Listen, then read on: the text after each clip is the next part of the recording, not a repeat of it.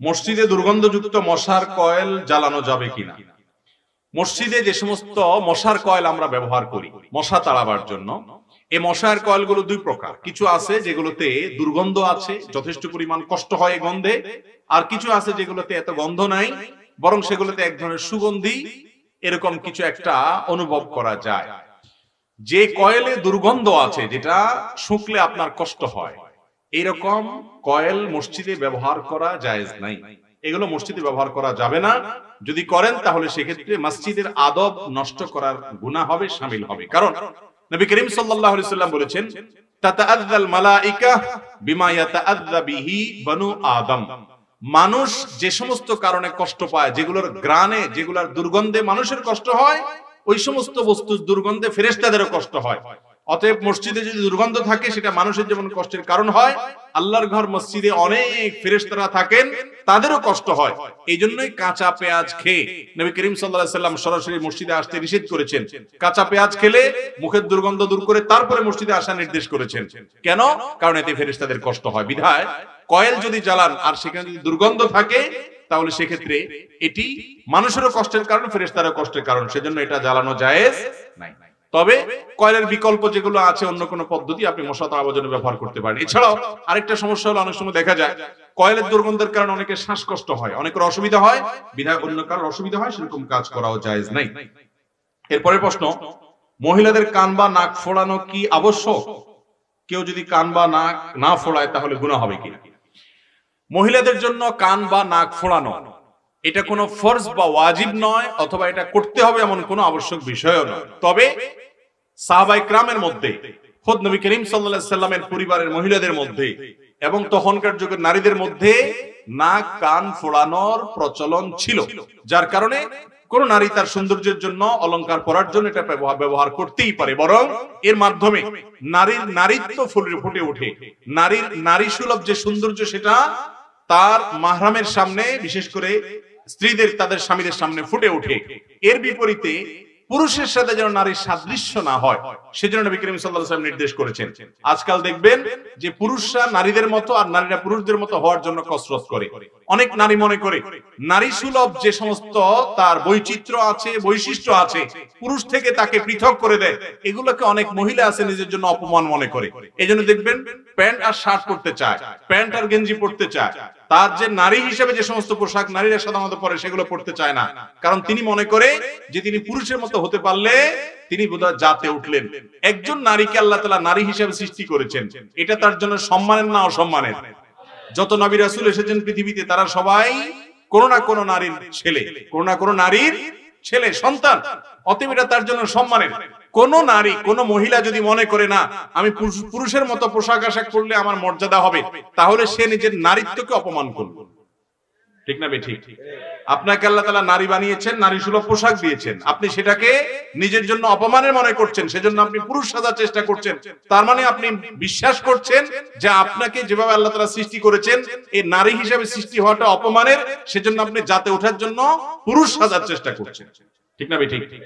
অতএব এটা জায়েজ নাই। কিন্তু এর বাইরে নাকফুল, কানফুল, কানের দুল, এগুলো যদি না দেয়, কেউ যদি না ফুটায়, কোনো গুনাহ হবে না। হাদিসে কোনো নির্দেশ নেই। নবী করিম সাল্লাল্লাহু আলাইহি সাল্লামের সেই বিখ্যাত হাদিস, তার আলোচনা শুনে, নসিহত শুনে দান করার জন্য উৎসাহ দেওয়ার কারণে মহিলারা তাদের কান থেকে এবং গলা থেকে হাতের আংটি এগুলো খুলে তারা দিয়ে দিয়েছেন। এখান থেকে বোঝা গেল তাদের এগুলো ফোড়ানো ছিল, বিধায় কান নাক এগুলো ফুটা করা জায়েজ আছে। মুজাররের হাদিস থেকে এরকমটি জানা যায়। তবে আজকাল কিছু স্টাইল বাইর হয়েছে, যে কান নাক ছাড়াও জিহ্বা, ঠোঁট, এটা সেটা ফোড়ায়, সেখানে বিভিন্ন অলংকার ঝুলায়, বিভিন্ন বিশেষ করে রিং টিং ঝুলায়, আছে না নাই? অনেক পুরুষ এগুলো শুরু করছে। যেহেতু এই কালচার গুলো ইহুদি খ্রিস্টানদের, তাদের সভ্যতা, তাদের সংস্কৃতি, ওই যে একটু আগে যে হাদিস বলেছি, সেই হাদিসের আলোকে মুসলমান সেটার অনুকরণ করতে পারে না। অতএব সেটা অনুকরণ করা যাবে না। এছাড়া কান নাক ফুটানো বা না ফুটানো, এটা মুসলিম নারীর স্বাধীনতা, ইসলাম তাকে না বাধ্য করেছে, আর না এটা করলে তার কোনো গুনাহ হবে। এরপরে প্রশ্ন হলো, শুকরিয়া স্বরূপ বা শুধু দোয়ার জন্য কি সিজদা করা যাবে? উত্তর হলো হ্যাঁ, যাবে। শুকরিয়া স্বরূপ সিজদা করা যাবে। শুকরিয়ার সিজদা আমাদের দেশে আমরা সচরাচর শুধুমাত্র ক্রিকেট মাঠে ক্রিকেটারদের করতে দেখি। ঠিক না নাই? ক্রিকেটাররা দেখা যায় যে সেঞ্চুরি করতে পারছে, উইকেট নিতে পারছে, খেলায় ভালো করতে পারছে, জিততে পারছে, তো সিজদা দেয় মাঠে। এছাড়া আমাদের সমাজে শুকরিয়া সেজদা খুব একটা দেখা, অথচ এটা দেখা যাওয়ার দরকার ছিল। আমাদের জীবনে কোনো অর্জন হয়েছে, আপনি কোথাও বসে আছেন, হঠাৎ করে সংবাদ আসলো আপনার একটা শুভ সংবাদ, আপনি মুখে আলহামদুলিল্লাহ বলেন, ঠিক আছে, সাথে সাথে কেবলামুখী হয়ে সিজদায় লুটিয়ে পড়ে আল্লাহর কাছে শুকরিয়া জ্ঞাপন করেন। এই সিজদা তো শুকর, এটা আমাদের সমাজে আজকাল নাই। সিজদাতে শুকর দেওয়ার জন্য নিয়ম হলো আল্লাহু আকবার বলে সিজদা দিবেন। আব্দুল ইবনে ওমর রাদিয়াল্লাহু তাআলা আনহু থেকে বর্ণিত হয়েছে, সিঙ্গেল সিজদা দেওয়ার ক্ষেত্রে নবী করিম সাল্লাল্লাহু আলাইহি ওয়াসাল্লাম এই পদ্ধতি অবলম্বন করতেন। আল্লাহু আকবার বলে সিজদা যাবেন, সিজদা গিয়ে সুবহান রাব্বিয়াল আলা তাসবিহ নিবেদন করবেন, আল্লাহর পবিত্রতা বর্ণনা করবেন, এরপরে উঠে যাবেন, সিজদা কমপ্লিট হয়ে গেছে। এই সিজদার জন্য ওযু লাগবে কিনা, এই ক্ষেত্রে সমকালীন আরব উলামায়ে ইকরামের অনেকে এবং আগের অনেক উলামায়ে ইকরাম ফোকায়ে ইকরাম বলেছেন এটার জন্য ওযু লাগবে না।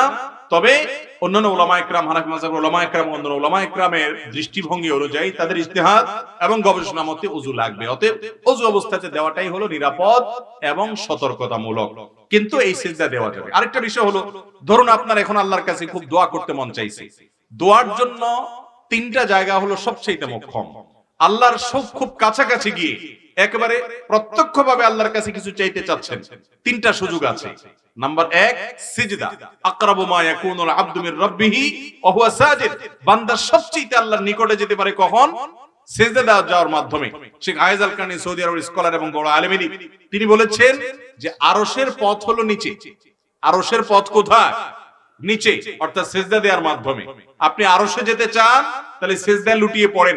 আল্লাহর খুব নৈকট্য অর্জন করার, আল্লাহর খুব কাছাকাছি যাওয়ার সুযোগ হলো সিজদা। আপনি মন খুলে আল্লাহকে একটু কিছু বলতে চান, দোয়া করতে চান, সিজদায় লুটিয়ে পড়েন। নামাজের বাইরেও সিঙ্গেল সিজদা দেয়া যায়, আল্লাহু আকবার বলে সিজদা দেন, দিয়ে এবার মন খুলে আল্লাহর কাছে আপনার মনের চাওয়া পেশ করেন, এরপরে আপনি উঠে যান। এটা করা যেতে পারে। আল্লাহর কাছে চাওয়ার জন্য খুব কাছাকাছি যেতে চাইলে দ্বিতীয় মাধ্যম হলো ভোর রাত। ভোর রাতের সময়টা আল্লাহ একেবারে কাছাকাছি চলে আসেন, বান্দাকে ডেকে ডেকে তার অফার, তার চাহিদাগুলো পূরণ করেন।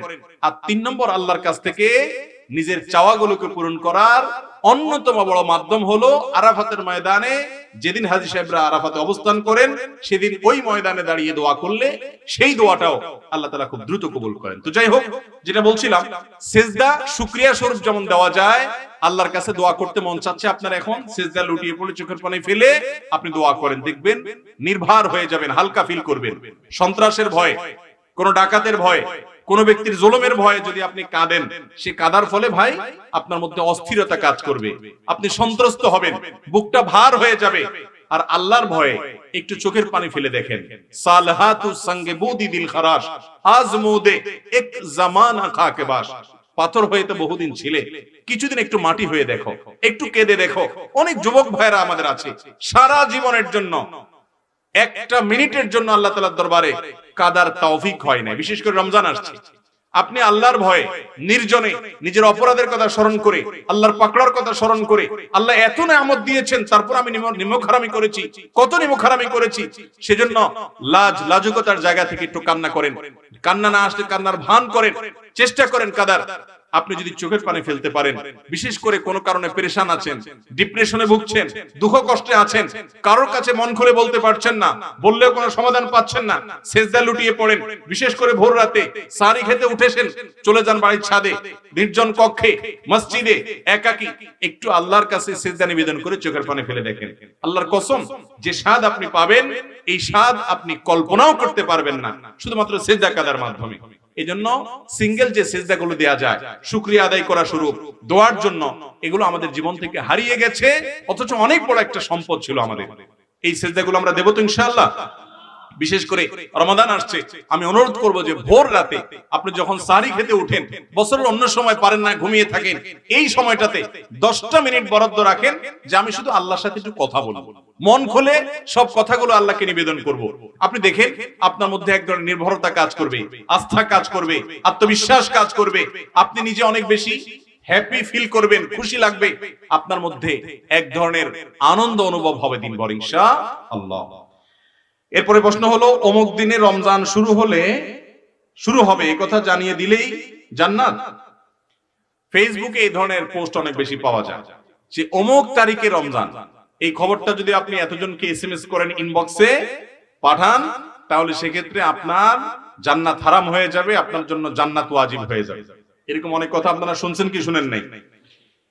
যদি এভাবে আপনি বিভিন্ন মানুষের ইনবক্সে কমেন্ট বক্সে অমুক দিন রমাদান এই সংবাদ দিয়া লিংক দেন বা আপনি মেসেজ দেন, আর আপনার মেসেজ পাইতে মানুষের যদি বিরক্তির কারণ হয়, তাহলে জান্নাতে না যায় বরং জাহান্নামে যাওয়া লাগতে পারে। বুঝেন নাই কথা? ইনবক্সে পাঠাইতে বেচারা ইনবক্স ফুল করে ফেললেন, বিরক্ত করে ফেললেন।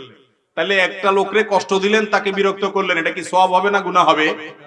তাহলে জান্নাতে যাওয়ার যে দিবা স্বপ্ন দেখতেছেন, ওইটা বরং জাহান্নামে যাওয়ার কারণ হতে।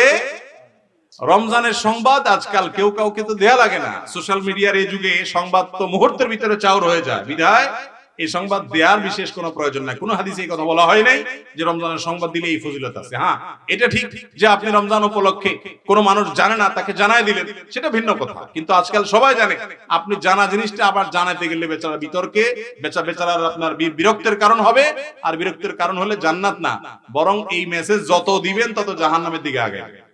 কই মাছের মতো, কই মাছ যেরকম জালে আটকানোর পরে মনে করে আমি বের হয়ে গেছি, দেয় আরেক গুতা, দিলে আরেকটু কাঁটা আটকে আরো আসলে ভিতরে যায়। অতএব মেসেজ যত দিবেন তত সওয়াব হবে না, বরং উল্টা কি হবে? গুনাহ হবে। এরপরে প্রশ্ন হলো, আমাদের বিয়ে হয়েছে বেশি দিন হয়নি, এক সময় ভালোই মিল মোহাব্বত ছিল, সম্প্রতি মনোমালিন্য লেগেই থাকে, কোন আমল বলে দিবেন কি? দেখুন, আমাদের মা বোনদের মধ্যে এবং পুরুষদের মধ্যে একটা সমস্যা হলো, বিয়ের পর একবারে শুরুর দিকে প্রচন্ড রকমের মহব্বত হয়। এজন্য হিন্দিতে একটা কথা আছে, ইবতিদায়ে ইশক আর ইন্তেহায়ে ইশক বরাবর नहीं होता। প্রেমের শুরু আর প্রেমের শেষ একরকম। শুরুতে শুধু ফুল আদান প্রদান হয়, শেষে লাঠি আদান প্রদান হয়। বুঝতে পেরেছেন? যৌবনের ভ্রমের কারণে অনেক সময় গুলো টের পায় না, ধরাকে সরা জ্ঞান করে পাগল হয়ে যায় এবং বলে তোমার জন্য আমি জীবন দিয়ে দিব। এরপরে বলে যে তোমার থেকে বাঁচতে পারলে আমার জীবনটা বাঁচা। তাহলে বিবাহের পরও প্রায় শুরুর দিকে, বিশেষ করে যারা সচ্চরিত্রবান, খুব স্বাভাবিকভাবে স্বামী স্ত্রী একে অন্যকে উজাড় করে ভালোবাসেন।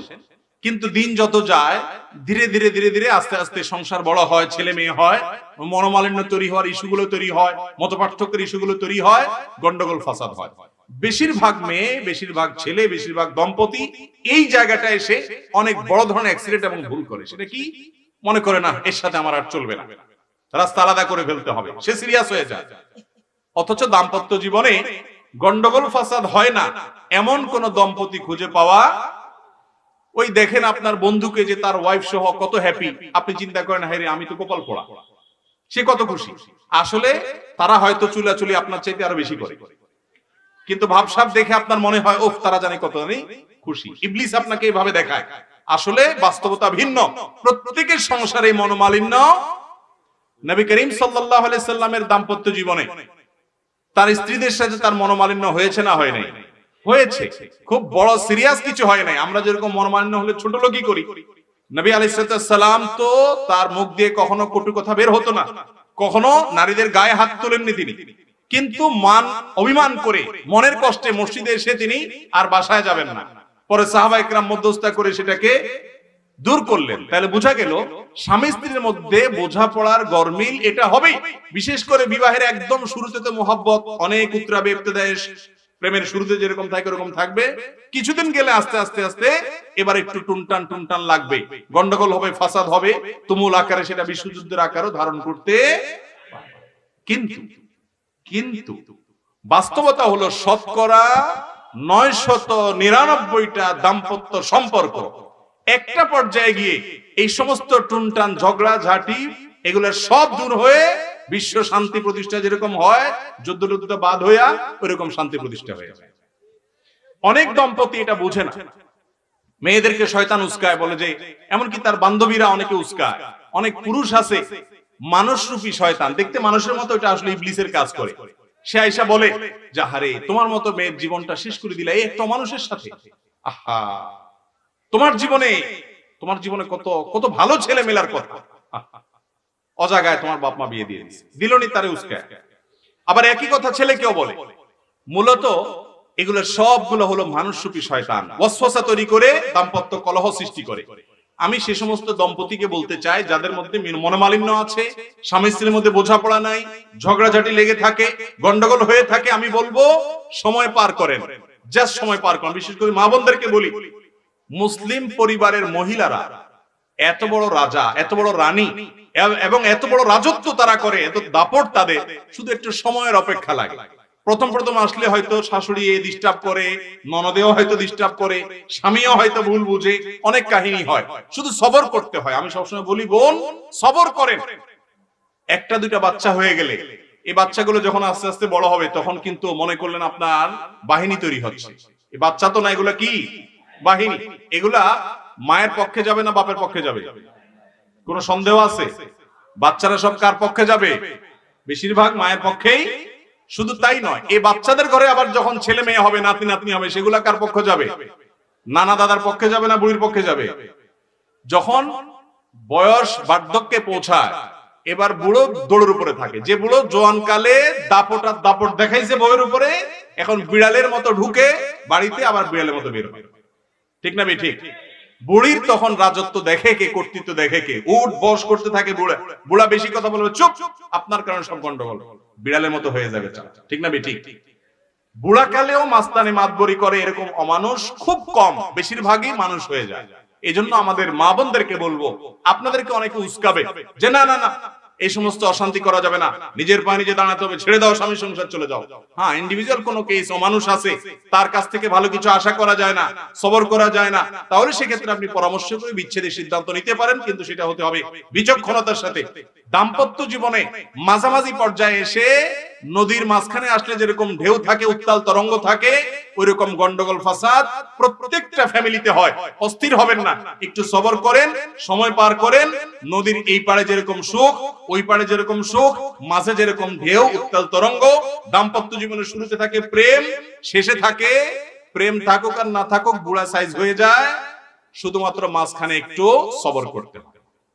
কথা কি বুঝাইতে পারছি? বেশিরভাগ যুবক মানুষ বিয়ের পরেই একটু টুনটান হইলো আর যুদ্ধ বিগ্রহ বাধাই দিলেন, তালাক তুলাক দিয়া এরপরে যায়া চোখের পানি ফেললেন, কোনো কাজ হবে না। বিদায় সাবধান থাকতে হবে। এবং দাম্পত্য জীবনের শান্তির মূল মন্ত্র হলো সবর। সবর ছাড়া দাম্পত্য জীবনের শান্তি কখনো আসবে? সবর থাকতে হবে। আল্লাহ আমাদেরকে সবর করার তৌফিক দান করুন। এরপরে প্রশ্ন হলো, মহিলাদের তালিম কি জায়েজ আছে? এই বিষয়ে একটু বলেন।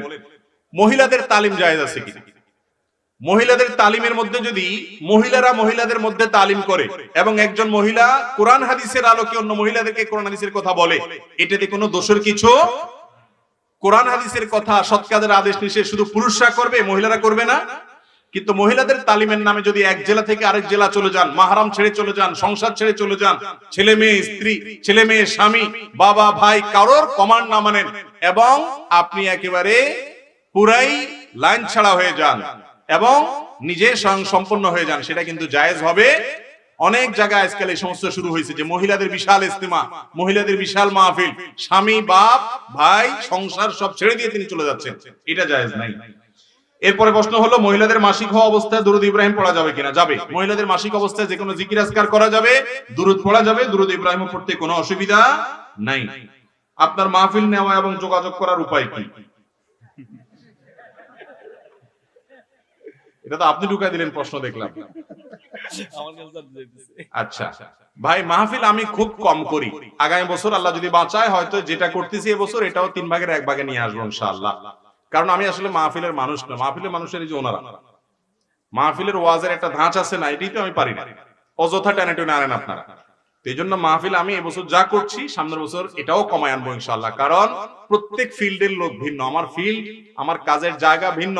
মাহফিলের কাজ করতে পারতেছি, ঠিক আছে আলহামদুলিল্লাহ, আপনারা শুনছেন এই বেশি।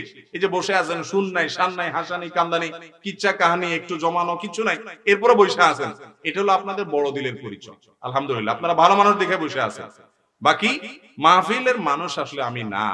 অনেকে ধরে বেঁধে কে কেমনে ফাঁসায় দেয়, এটাতে কিভাবে ফাঁসছি আমি নিজেও জানি না। উনি কেমনে বলছে, কখন বলছে আমি জানিও না যে মাহফিল নিছি। উনি বলে আপনি নিছেন, কারণ নিছি বলছে তো আসতে হবে, চলে আসছে। এই হলো আমার মাহফিলের দশা। তো আসলে যারা মাহফিল করেন নিয়মিত, এই ফিল্ডটা ধরে রাখার দরকার আছে। আমি এটাকে তুচ্ছ করছি না, এটা অনেক বড় জায়গা খেদমতের। কিন্তু এই ফোনের মানুষ ভিন্ন। এই যে মুফতি মোহাম্মদ আলী ভাই, ওনারা মাশাআল্লাহ এই ফোনের মানুষ। আমার মাহফিল আপাতত নেওয়ার কোনো রাস্তা তেমন নাই। আমার অনেকে বলে আপনার মাহফিল নেওয়ার কোনো সেক্রেটারি নেই, আমি নিজেই কন্ট্যাক্ট করি। আমার মাহফিলে কন্ট্রাক্ট আমি নিজেই করি। কন্ট্রাক্ট আবার পয়সার কন্ট্রাক্ট বুঝিয়েন না। আমার কন্ট্রাক্ট হলো যে বিভিন্ন শর্ত দেওয়া থাকে সেই শর্তগুলো পূরণ। যেমন গভীর রাতে মাহফিল করা যাবে না, এখন রাত বাজতেছে 12:30, ঠিক না? তো 12টা বাজতেছে। তো এই ধরনের আপনার চুক্তিগুলা বেশিরভাগ রক্ষা হয় না। অতএব মাহফিল আমরা এমনি খুব কম করছি। তারপরও ওলামায়ে কেরামদের পরামর্শে আমি মাহফিল নেই। কোন ভালো আলেম যদি বলে দেয় সাধারণত যে আমি চিনি জানি শুনি সেখানে যাই, কারণ মাহফিলের দাওয়াত দিয়া যে মাইক দিবেন না তার গ্যারান্টি। এই জন্য রেফারেন্স ছাড়া মাহফিল করা কঠিন। আচ্ছা, এরপরে প্রশ্ন হলো, মানুষ নামাজ পড়তে চায় না, কিয়ামতে তাদের কি অবস্থা হবে? নারীরা নামাজ পড়তে চায় না, তাদের কি অবস্থা হবে কিয়ামতের দিন? ভাই, বেনামাজি যারা হবে এই লোকগুলো আমাদের এই সমাজে বিশেষ করে বেনামাজিদের আবার একটু ওই যে চোরের মায়ের বড় গলার মতো একটু, এরা দেখবেন জোর দিয়া বলে নামাজ না পড়লে কি হয়েছে, ঈমান আছে। নামাজি ব্যক্তিকে শুনবেন না কোনোদিন এটা বলতে যে আমি আলহামদুলিল্লাহ নামাজ পড়ি আমার ঈমান আছে, এরকম শুনছেন কখনো? কিন্তু বেনামাজিরে শুনবেন যে নামাজ না পড়লে কি হয়েছে, ঈমান আছে। ওই যে কয় না চোরের মায়ের গলা একটু বড়, ব্যাপারটা এরকম। দেখেন, নামাজ না পড়লে ইসলামে তার কোনো হিস্সা থাকে? ওমর রাদিয়াল্লাহু তাআলা বলছেন এটা, লা হাজ্জা ফিল ইসলামি লিমান তারাকাস সালাহ। ভালো করে শুনে রাখেন, যে ব্যক্তি নামাজ ত্যাগ করে ইসলামে তার কোনো হিস্সা নাই। অনেক ইমামদের মতো ইচ্ছাকৃত নামাজ না পড়লে সে ইসলাম থেকে খারিজ হয়ে যায়। ইমাম আবু হানিফা রাহিমাহুল্লাহর মত হলো, আর অনেকে আমার মত হলো, যদি আপনি নামাজ না পড়েন কিন্তু আপনার মধ্যে অপরাধ বোধ কাজ করে, এর ফলে আপনি ইসলাম থেকে খারিজ হবেন না। কিন্তু একজন ইমানদার কখনো নামাজ না পড়ে থাকতে পারে। কুফর এবং শিরকের মাঝে একজন মুসলমানের পার্থক্যের দেয়ালই হলো নামাজ। যে নামাজ পড়ে সে মুসলমান, যে নামাজ না পড়ে নিজেকে সে মুসলমান দাবি করার অধিকার নৈতিকভাবে রাখে না। মুসলমান অন্য যাই করুক না করুক নামাজটা পড়তেই হবে। এজন্য নামাজের উপরে গাফলতি করা যাবে না। কিয়ামতের দিন অত্যন্ত বড় ধরনের কাফের, নমরুদ, হামান, ফিরাউন এদের সাথে হাসর হবে বেনামাজিদের। আল্লাহ তাআলা আমাদেরকে নামাজ পড়ার তৌফিক দান করুন। রমজান মাসে ফজর নামাজ পড়ে, ফজর নামাজের পরে যদি স্বপ্নদোষ হয় তাহলে কি রোজা ভেঙে যাবে? রমজান মাসে ফজর নামাজের পরে আপনি ঘুমাইছেন, যদি স্বপ্নদোষ হয় তাতে রোজা ভঙ্গ হবে, কারণ এটা আপনার ইচ্ছায় না, এটা আপনার ইচ্ছায়। স্বপ্নে আপনি বউয়ের সাথে তুমুল ঝগড়া করেছেন, আরেকজনের সাথে ঝগড়া করেছেন, মারামারি করেছেন, গন্ডগোল ফাসাদ করেছেন, এই একটা জায়গায় যা খুশি তা করছেন, খুশি তো না মানে যা দেখার যা দেখছেন, এর কোনোটার জন্য আপনাকে দায়িত্ব নিতে হবে না। অতএব স্বপ্নদোষ যদি হয় রমজান মাসে দিনের বেলায় তাতে কোনো অসুবিধা নাই। মানে আবার এটা বুঝেন না যে গোসল করা লাগবে। গোসল ফরজ হবে ঠিকই, অতএব গোসল করতে হবে, কিন্তু আপনার রোজা ভাঙবে না। ইসলাম বলে তোমার সামর্থ্য অনুযায়ী বিয়ে করো, আবার ইসলাম বলে তুমি বিয়ের আল্লাহ তোমার সামর্থ্য অনুযায়ী রিজিকের ব্যবস্থা করে দিবে। এই বিষয়ে কিছু বলেন। আপনার নিজের রিজিকের জন্য আপনি আল্লাহর উপর তাওয়াক্কুল করেন, ঠিক আছে, আপনার রিজিক আল্লাহ রেখেছেন সেটার জন্য আল্লাহর উপর আপনি ভরসা করেন। কিন্তু আরেকজনের মহিলা এনে এবার তাকে বলবেন তাওয়াক্কুল করো, খাওয়ান দাওয়ান নাই। দুইটার মধ্যে পার্থক্য আছে না নাই? আপনি নিজেরটা নিজে তাওয়াক্কুল করেন, ঠিক আছে, আপনি নিজের ঈমান পরীক্ষা করেন, আল্লাহ রিজিক দিচ্ছে না তাও সবর করেন, তাও পরীক্ষা করেন। আরেকজনের মহিলা উঠায় এনে, আরেকজনের মেয়েরে বিয়ে করে এনে এরপরে খাবার দাবার জোগাড় করতে না পেরে, মহারণা কিছু না দিয়া এরপরে বলতেছেন যে তাওয়াক্কুল করো, আল্লাহ তাওয়াক্কুল করতে বলছে। তাওয়াক্কুল আপনার নিজের জন্য, আরেকজনের উপরে চাপানোর জন্য। আপনার মেয়ে বিয়ে করলে তার ডাইল ভাত জোগাড় করার ব্যবস্থা অন্তত থাকতে হবে। এখানে অবশ্য যুবকদেরকে ঠকায় দেয় মুরব্বীরা, সেটা হলো যে মুরব্বীরা বলে বাবা নিজের পায়ে দাঁড়াও। এই নিজের পায়ে দাঁড়ানোর সংজ্ঞাটা কি আজও পর্যন্ত আমি বুঝলাম না। কোন কোন মুরব্বীর কাছে নিজের পায়ে দাঁড়ানো মানে হলো মাসে 50,000 টাকা কামাই করো, একটা ফ্ল্যাট করো, একটা বাড়ি করো, মোটরসাইকেল করো, গাড়ি করো, লাখ লাখ টাকা কামাই করো, এ হলো নিজের পায়ে দাঁড়ানো। শরীয়ত বলে একজন যুবক ছেলে, একজন পুরুষ মানুষ স্ত্রীর মহারণা দেওয়ার মিনিমাম ব্যবস্থা থাকলে, আর সহজ বাংলায় ডাল ভাত জোগাড় করার এবিলিটি এবং ব্যবস্থা থাকলেই তার উপরে বিয়ে বর্তাবে, সে বিয়ে করতে পারবে। কিন্তু বাবার সংসারে বসে বসে শুধু খাবেন মোসেতাও দিয়া, আর হুজুরের মাসালা দিবেন, হুজুর বাপ বিয়ে করেন আমি গুনাতে বাঁচতে পারি না, এসব চলবে। আপনি উপার্জন করতে হবে, আর চাচামিয়াও বিয়ে দিতে হবে, দুই পক্ষই সহায়তামূলক মানসিকতা থাকতে হবে, বসে বেকার থাকবেন না। অনেক যুবক বলে হুজুর ঈমান বাঁচাতে পারি না, তো ঈমান নষ্ট হয় সেই জায়গায় যান কেন? ফেসবুকে এমন সব পেজ লাইক ফলো কেন করে রাখেন যেখান থেকে খারাপ জিনিস আছে? এমন সব বন্ধু বান্ধব কেন রাখেন সেখান থেকে চোখের হেফাজত হয় না, গুনার পরিবেশ থেকে সরে আসেন এবং সেই সাথে উপার্জন করেন। মিনিমাম উপার্জন করার পর মিনিমাম যোগ্যতা যখন আসবে বিয়ে করার, আর বিলম্ব করবেন না। মুরব্বীরা বিলম্ব করবেন না। মুরব্বীরা যদি সন্তানকে বিয়ে দিতে বিলম্ব করেন আর সন্তান যদি তলে তলে গুনাহ করে, আমি তো বলি যে আজকাল ক্লাস 6 থেকে নিয়ে সর্বোচ্চ লেভেলের স্টুডেন্ট পর্যন্ত শতকরা 5 জন ছেলেও নিজের চরিত্রকে রক্ষা করতে পারছে না।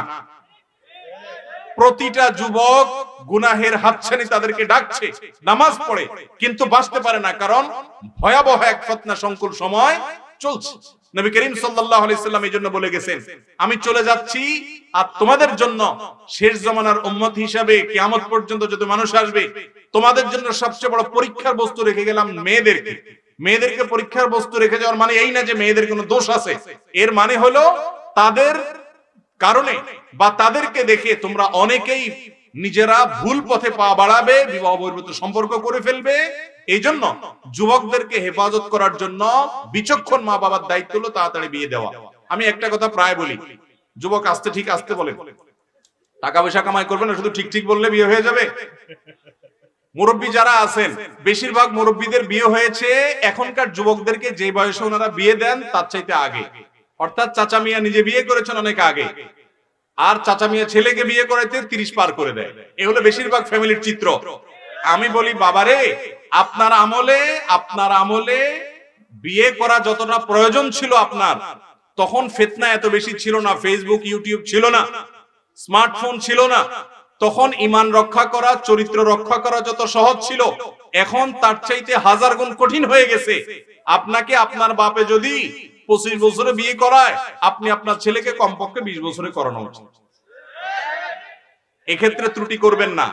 বুড়া বয়সে যারা বিয়ে করেন এর ক্ষতি পরে দেখবেন। এক্ষেত্রেও ওই যে ইহুদি খ্রিস্টানদের অনুকরণ, যে বুড়া হওয়ার আগে বিয়ে করবেন না, লেট ম্যারেজের যে কত ক্ষতি, এটা যারা করেছে তারা বুঝে এবং সাফার করে। আলহামদুলিল্লাহ আমরা সবাই, শেখও আগে আগে বিয়ে করছে, আমি আগে আগে বিয়ে করেছি, মেয়ে বিয়ে দেওয়া শেষ, এখন ছেলে বিয়ে করাবো ইনশাআল্লাহ। বুঝতে পারছেন? অতএব লেট ম্যারেজ করবেন না, মুরব্বীরা যুবকদের দিকে খেয়াল রাখবেন, না হলে গুনাহগার হবেন আপনারা। বয়সে বড় মেয়ে বিয়ে করলে সুন্নতের কাতারে পড়বে কিনা? কোন ছেলে যদি কোন মেয়েকে বিয়ে করে, সে মেয়ের বয়সটা নিজের চাইতে বয়সে বেশি এরকম, অথবা যদি কোনো মেয়ে বিধবা হয় তাকে বিয়ে করে, তালাকপ্রাপ্তা কিন্তু ভালো মানুষ, তার কোনো দোষ নাই, জামাই হয়তো স্বামী হয়তো জালেম ছিল, তাহলে এরকম মেয়েকে বিয়ে করলে অনেক বড় সওয়াব হবে। আমাদের সমাজের কিছু অনাচার আছে। একটা বড় অনাচার হলো, কোন মেয়ে তালাকপ্রাপ্তা হলে, বিধবা হলে, যুবক বিয়ে করতে চাইলেও যুবকের মা বাপ বিয়ে করাইতে রাজি।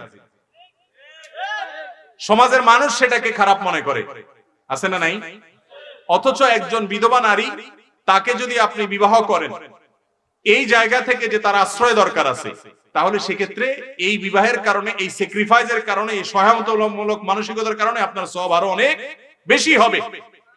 নারীবাদী যারা নিজেদেরকে নারীবাদী বলে দাবি করে, তাদেরকে দেখবেন এরা আসলে নারীবাদী না, এরা হলো শুধু তরুণীদের জন্য, বয়সে কম সুন্দরী মেয়েদের জন্য তাদের সমস্ত আয়োজন।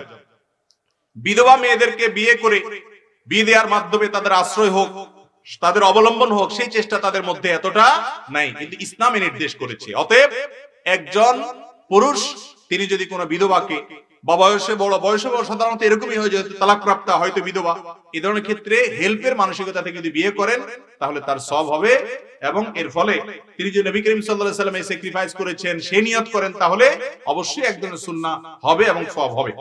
ছেলেরা লম্বা চুলে অনেক সময় ব্যান্ড বা রাবার ব্যবহার করে, এ সম্পর্কে কোরআন হাদিস কি বলে? মৌলিক কথা হলো, নবী করিম সাল্লাল্লাহু আলাইহি ওয়াসাল্লাম বলেছেন, লানাল্লাহুল মুতাশাব্বিহিনা মিনার রিজালি বিন নিসা, ওই ছেলেদের প্রতি আল্লাহর লানত নাজিল হয় যেই ছেলেরা মেয়েদের বেশ ধরে, আর ওই মেয়েদের প্রতি আল্লাহর লানত বর্ষণ হয় যারা ছেলেদের বেশ ধরে। আপনি চুল রাখেন, ছেলেরা কান পর্যন্ত, কাঁধ পর্যন্ত, মাঝামাঝি পর্যন্ত, জুম্মালি মাফরা ঠিক আছে, এবং চুল যদি আপনি বেঁধেও রাখেন, কিন্তু নারীদের সাথে সাদৃশ্য হয় সেরকম করবেন না। এক কথা, আপনার চুল দেখে নারীরা পুরুষ এটা নিয়ে যদি সন্দেহ পড়ে যায় মানুষ, তাহলে বুঝতে হবে আপনার সেখানে ত্রুটি আছে। এরপর প্রশ্ন হলো, কাটা পাঞ্জাবি পরা কি সুন্নতের পরিপন্থী? একসময় আমাদের দেশে এটা নিয়ে গন্ডগোল ফাসাদ ছিল, এখন আর তো মনে হয় এগুলো নিয়ে নাই গন্ডগোল ফাসাদ। একসময় বলা হয়তো যে না, পাঞ্জাবি গোল হলে সুন্নত সম্মত, ফাড়া হলে সুন্নাহ বিরোধী। এগুলার কোনোটাই আসলে কোরআন হাদিসে এভাবে আসে নাই যে এটা সুন্নাহসম্মত, এটা সুন্নাহ পরিপন্থী। কোরআন হাদিসে নারী পুরুষের জন্য ড্রেস কোড দেওয়া আছে। এমনকি এই যে আমরা জুব্বা পড়তেছি, এই জুব্বাটা পড়লে সুন্নত হবে, আদায় হবে, না হলে আদায় হবে না, ফাড়া পড়লে আদায় হবে না। বিশেষ করে আমাদের বাংলাদেশে মানুষের যে পাঞ্জাবি, ফাড়া পাঞ্জাবি, এরকম পাঞ্জাবি পড়লে সুন্নত আদায় হবে না, এগুলা এমন কোনো কথা নাই। এর কোনোটাকেই সরাসরি সুন্নত বলার মতো কোন কোরআন হাদিস থেকে স্পষ্ট বর্ণনা পাওয়া যায়। মুত্তাকিরা সাধারণত যে ধরনের লেবাস পোশাক পরে সে ধরনের লেবাস পোশাক পরবেন এবং ড্রেস কোড শরীয়তে যেটা আছে সেটা দিয়ে মেনে চলবেন, এটাই যথেষ্ট। আমরা জেনারেল শিক্ষিত, আমরা কিভাবে আলেম হতে পারি? জেনারেল শিক্ষিত মানুষরা, তারা দ্বীন শিক্ষা করা হলো তাদের জন্য ফরজ এবং জরুরি কাজ। এর পাশাপাশি কোন জেনারেল শিক্ষিত মানুষ, স্কুল কলেজ পড়ুয়া ভাই, তিনি যদি আলেম হতে চান তাহলে তাকে আলেম হওয়ার যে স্টেজ গুলো আছে সেগুলো অবলম্বন করতে হবে। আমি যতটুকু জানি মুফতি মোহাম্মদ আলী ভাই মাদ্রাসাতে বয়স্কদের দ্বীনি শিক্ষার কোর্স আছে এবং অনলাইনে অফলাইনে অনেকগুলো মাদ্রাসা আছে, সেগুলোতে ইনভলভ হয়ে যান। আপনি যদি আলেম হওয়ার জন্য যতগুলো ইলম দরকার আছে, আরবি গ্রামার, ব্যাকরণ, আরবি সাহিত্য এবং প্রয়োজনীয় যে সমস্ত শাস্ত্র আছে সেগুলো সব আয়ত্ত করতে পারেন, কোরআন হাদিসের যথেষ্ট পরিমাণ পাণ্ডিত্য আপনি অর্জন করতে পারেন, তাহলে সেক্ষেত্রে জেনারেল শিক্ষিত হয়েও আপনি আলেম হওয়ার চেষ্টা করতে পারেন। কিন্তু জেনারেল শিক্ষিত হয়ে দু চারটা কোরআন হাদিস জানার পর নিজেকে আলেম ভেবে পণ্ডিতি শুরু করে আলেমদের ভুল ধরা, আলেমদের উপরে আলেমগিরি করার প্রবণতা দেখাবেন না। এটা আজকাল ব্যাপক আকারে দেখা যাচ্ছে। কথা কি বুঝতে পারছি? বিদায় এবারে সাবধান থাকতে হবে। মসজিদে চেয়ারে বসে নামাজ সম্বন্ধে আপনার মূল্যবান বক্তব্য আশা করছি। প্রায় সব জায়গাতে এই একই প্রশ্ন অনেক বেশি পরিমাণে আসে যে চেয়ারে বসে নামাজ পড়া জায়েজ আছে কিনা। এগুলোর উত্তর বারবার আমরা দিয়েছি, তারপরও আসে। তার মানে এই প্রশ্নটা প্রচুর পরিমাণে মানুষ করেন। এই প্রশ্নের খোলাসা উত্তর হলো, যে ব্যক্তি দাঁড়িয়ে নামাজ পড়তে পারেন না, তার কোমরে অসুবিধা আছে, মেরুদণ্ডের সমস্যা আছে, পিঠে অপারেশন আছে, অথবা ডাক্তার বলেছেন যে ডাক্তার নামাজের গুরুত্ব বুঝেন, আবার ডাক্তার হিসাবেও তিনি ভালো, এরকম মুসলমান কোন ডাক্তার যদি বলেন যে বাবা তুমি রুকু সিজদা করলে পিঠ ভেঙে তোমার ডান থেকে রুকু সিজদা করার জন্য চেয়ারে বসবে, তো রোগের পরিমাণ বেড়েছে হতে পারে, কিন্তু আমাদের অনেকে জেনেতন কারণে চেয়ারে বসে নামাজ পড়া শুরু করে দেয়, সেটাও সত্য। অতএব সাবধান থাকতে হবে। এরপরে প্রশ্ন হলো, আমি জেনারেল পড়ুয়া ছাত্র, পড়াশোনার পাশাপাশি কোরআনের ভাষা বোঝার জন্য আরবি ব্যাকরণ শেখার প্রতি প্রবল আগ্রহী। প্রাথমিকভাবে আমি কিভাবে শুরু করব? আমি আপনাকে বলবো, আপনি ভুল পথে আছেন। আরবি ভাষা শেখার জন্য, বিশেষ করে কোরআনের ভাষা বোঝার জন্য ব্যাকরণ শেখার কসরত করতে যাবেন না। এটা আপনি করতে পারেন, কিন্তু এই পথে গেলে আপনার জন্য কষ্ট হবে অনেক বেশি। আজকাল কোরআনের ভাষা বোঝার জন্য অনেকগুলো কোর্স বের হয়েছে আলহামদুলিল্লাহ। বাংলাদেশ থেকে, ইংল্যান্ড থেকে, সৌদি আরব থেকে, বিভিন্ন দেশ থেকে আমাদের স্বদেশী ভাইয়েরা অনেকগুলো কোর্স পরিচালনা করেন। এই সমস্ত কোর্সগুলোতে আপনারা ইনভলভ হয়ে যেতে পারেন। লন্ডন থেকে বোঝা ডক্টর আবুল কালাম আজাদ, তিনি সাফিরুল কোরআন করেন। আবার আমাদের এস এম নাহিদ হাসান নামে একজন ইঞ্জিনিয়ার, তিনি একটা কোর্স করেন। মুস্তার ভাই একটা কোর্স করেন। ডক্টর মঞ্জুরুল্লাহর কোর্স আছে, আর অন্যান্য ওলামা ইকরামের কোর্স আছে। এই সমস্ত কোর্সগুলোর মাধ্যমে আপনি আরবি ভাষা, বিশেষ করে কোরআনের ভাষা শেখার জন্য চেষ্টা করতে পারেন। অনেক সহজ আলহামদুলিল্লাহ। ব্যাকরণ শিখে যদি আরবি শিখতে চান, তাহলে আপনাকে 2 থেকে 3 বছর সময় হাতে নিয়ে জার্নি শুরু করতে হবে। আর শুধু কোরআন বুঝতে চান, 2-4-6 মাসের মাধ্যমে কোরআনের 30 থেকে 40 বা 50% পর্যন্ত আপনি কোরআন বুঝবেন। বিশেষ করে রমজান আসছে, তেলাওয়াত যখন বুঝবেন খতম তারাবিতে, অন্যরকম একটা মজা পাবেন। আর না বুঝলে আপনার সেই স্বাদটা হবে না। বিধায় বোঝার চেষ্টা করা উচিত। এরপর প্রশ্ন হলো, মাতা পিতার মৃত্যুর পর সম্পত্তির ভাগ ছেলে ও মেয়ের কাছে কিভাবে দেয়া হবে? মা বাবার মৃত্যুর পর মা অথবা বাবা যিনি হন না কেন, তার পরিত্যক্ত সম্পদ যেগুলো রেখে যাবেন, এগুলা ছেলেরা এবং মেয়েদের মধ্যে বন্টন হবে এইভাবে। ধরুন কথার কথা, একজন মেয়ে আছে, 2জন ছেলে আছে, তাহলে সেক্ষেত্রে একজন মেয়ে যে পরিমাণ সম্পদ পাবে, একজন ছেলে তার দ্বিগুণ পাবে। ফর এক্সাম্পল, 2 ছেলে 1 মেয়ে আছে, আর কেউ নাই, ওয়ারিসদের মধ্যে আর কেউ নাই ধরেন, বা অন্য কেউ প্রাপক নাই, তাহলে সেক্ষেত্রে সমুদয় সম্পত্তির মূল্য ধরে সেখান থেকে সেটাকে ভাগ করবেন হলো 5 ভাগ। মেয়ে পাবে 1 ভাগ, আর 2 ছেলে পাবে 2 ভাগ, 2 ভাগ 4 ভাগ, তাহলে মোট 5 ভাগ হবে। এইভাবে আনুপাতিক হারে বন্টন হবে। তবে দেখতে হবে অন্য কেউ আছে কিনা, কারণ অন্য কোনো লোক থাকলে তাদেরও ভাগ থাকতে পারে। যিনি মারা গেছেন তার মা থাকলে তিনি ভাগ পাবেন, তার স্ত্রী থাকলে তিনি ভাগ পেতে পারেন, স্বামী থাকলে, তার ভাই থাকলে অন্য কারো ভাগ থাকতে পারে। বিশদ জানতে হবে। এগুলো শর্টকাট প্রশ্ন উত্তর থেকে সমাধান নেওয়া যাবে না, মৌলিক নীতিমালা জানা যাবে। ছেলে এবং মেয়ের মধ্যে সম্পদের যে ভাগ আছে সেটা ঠিক করে দিবেন। আমি প্রায় সময় বলি, আমাদের সমাজে নামাজি, রোজাদার, হজ আলা, যাকাত দেনেওয়ালা, ওয়াজ করেন না, ওয়াজ শুনেন না, বহুত লোক পাওয়া যায়, কিন্তু বাবা মায়ের সম্পদে বোনের সম্পদ, বোনের হক যতটুকু দেওয়া আছে সম্পূর্ণ হিসেব করে বুঝাই দিয়েছে বা দিবে এরকম প্রতিজ্ঞা করে, সেরকম সুপুরুষ, সেরকম ইমানদারের সংখ্যা অনেক কম। বাংলাদেশে যত জমি আছে, জমির দলিলগুলো যারা ঘাটাঘাটি করেন, অভ্যাস আছে, একটু দেখেন, অ্যানালাইসিস করেন, এবং এই ব্যাপারে সম্ভবত জরিপও আছে। বাংলাদেশে টোটাল ল্যান্ড বা জমির মালিকানা প্রায় সবগুলো ছেলেদের নামে, মেয়েদের নামে জমির মালিকানা খুবই কম। অথচ মেয়েদের সংখ্যা ছেলেদের চাইতে তো কম না বাংলাদেশে। সেক্ষেত্রে তো মেয়েদের 50%, ছেলেদের মিনিমাম 50% জমিতে নাম থাকার কথা ছিল। এর একমাত্র কারণ হলো যারা দিনদার নামাজ কালাম পড়ে তারাও বোনের হকটারে গুড়ায় গাড়ায় খেয়ে ফেলে। গুড়ায় গাড়ায় খাওয়া বুঝেন? গুড়ায় খায় কেমনে? যেমন কথার কথা, বোনকে ডেকে আনে, আইনা বলে, বোন এখন বাবা তো দুনিয়া থেকে চলে গেছেন, আল্লাহ নিয়ে গেছে, তার সম্পদ এগুলো রাখছে, কোরআন হাদিস অনুযায়ী তো তোমার আসলে এরকম পাওনা হয়, এখন আল্লাহ তো তোমাদেরকে অনেক দিছে, এখন আমাদের তো যে ভাইদের অবস্থা দেখতেছো, তারপরও আমরা তোমাদেরকে দিয়ে দিতে চাই, তোমরা কি বলো?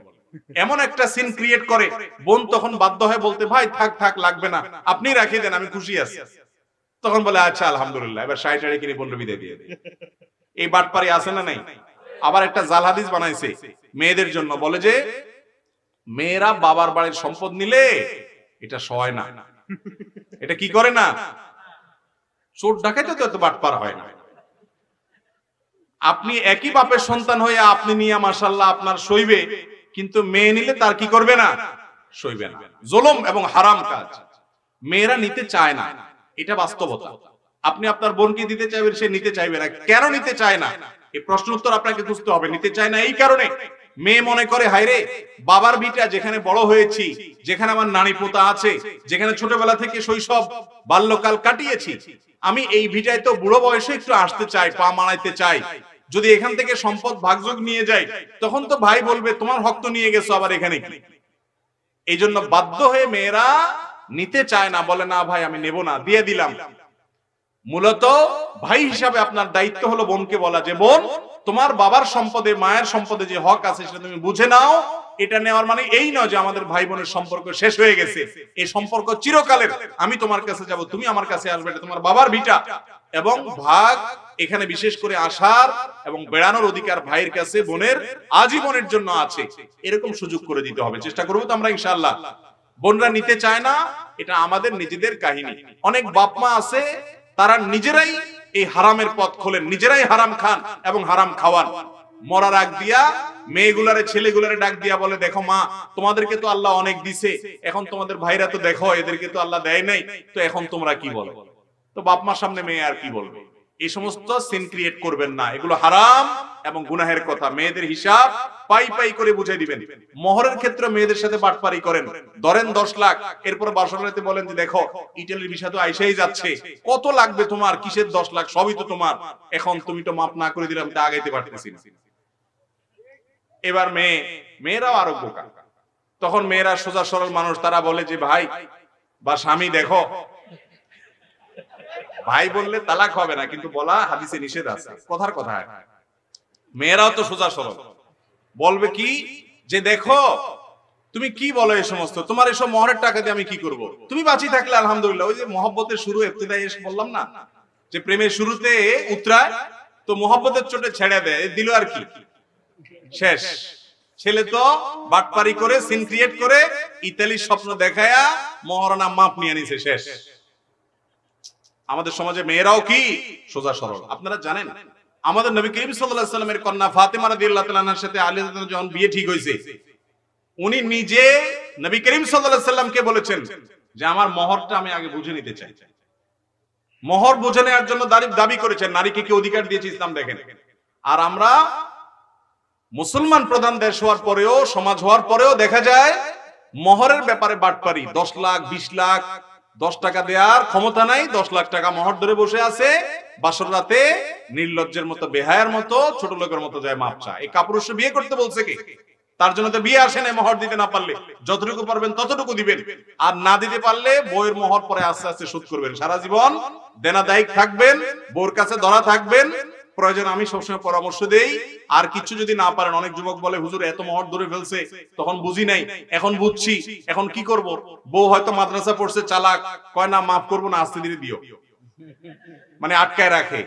তখন বউকে বলবেন ঠিক আছে তোমার হাঁড়ি পাতিল ধোয়ার কাজে নিয়োগ দাও, আমাকে প্রতিদিন আমি 1 ঘন্টা করে কাজ করব, এটার বিনিময়ে কিছু টাকা কাটিও। এটা একটা সহজ পদ্ধতি, কিন্তু বউয়ের মোহর দেওয়া ছাড়া উপায় নাই, দিতেই হবে, খবরদার। তো মোহর এবং বাবা মায়ের সম্পদ দুটোটাতে মেয়েদেরকে আমরা বঞ্চিত করি, খুবই জুলুমের কথা, অনেক অন্যায় কথা। আমি সবসময় বলি যে বোনদের হক ফুফুদের হক বুঝাই দেওয়া মুসলমান যদি থাকে, এই মুসলমান হলো খাঁটি মুসলমান হওয়ার একটা অন্যতম মার্কা। সবাই দিবেন তো ইনশাআল্লাহ? আল্লাহ আমাদেরকে বুঝার তৌফিক দান করুন।